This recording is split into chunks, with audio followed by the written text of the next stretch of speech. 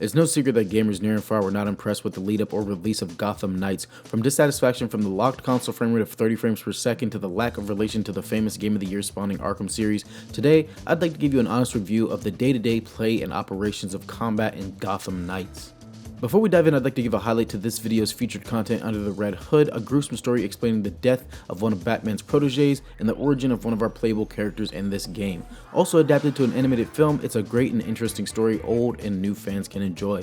Gotham Knights' combat system has been called repetitive and lackluster. I won't lie, at times I found myself performing my finest White-Run guard impersonation at the sight of menacing criminals. Wait, I know you. I mean, it is a bit grindy with the repeated crimes and repeated criminals and recurring dialogue. However, I find the combat system is very manageable as opposed to being overwhelmed with gear directional options.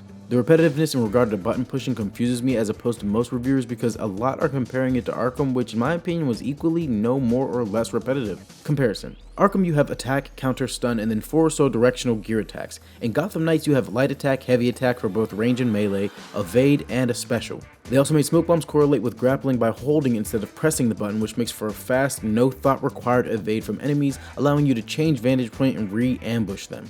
So as far as complexity, you have about 6 or so combat prompts in GK versus 7 in Arkham. Personally, I find this easy to control and I'm not accidentally activating gadget abilities from a directional instinct like I was while playing Arkham, but I concede that's like a me thing. The combat in Gotham Knights does however make it super seamless whether you decide to go light heavy or light range heavy or light melee, heavy range, special, light range, etc. with your attacking.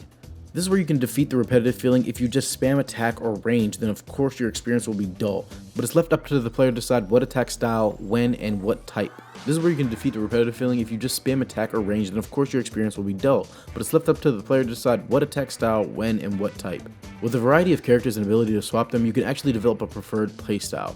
Are you range or hand-to-hand? With that, are you thinking brute strength or stealth? Those plus the crafting, gear, and ability upgrades make it feel like a genuine RPG or fantasy MMO. Which if you're subscribed, you know is my favorite.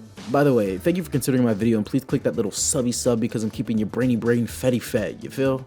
Now being the immersive open world RPG connoisseur that I am, it's time to check out the actual world a bit. When it comes to the immersion and NPCs, Gotham Knights has a lot to learn from other games of the genre. The NPCs do interact with the hero. I mean, at times they might even stop to take a picture with you. However, at about 30 minutes of hanging around them, they seem to exhaust their dialogue options. Now, I get it, when you're making a grindy, crafty combat game, you might miss a few tits and tats on the immersion radar. Hey, that's Robin. Robin without Batman. Ridiculous. But when you're risking your life to citizens who repeatedly comment on the hypothetical bedtime of a 16-year-old Robin, it gets a little mind-numbing. But your position is safe now, right?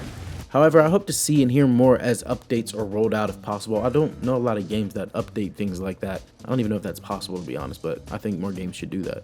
On a graphics case, I swapped between the lowest and highest graphic effects and didn't notice much of a change. I play on PC, so I believe I'm good at 60 frames per second, but that's not my concern. Plus, I wouldn't mind 30 frames per second, but I understand for the price point and times people expect more.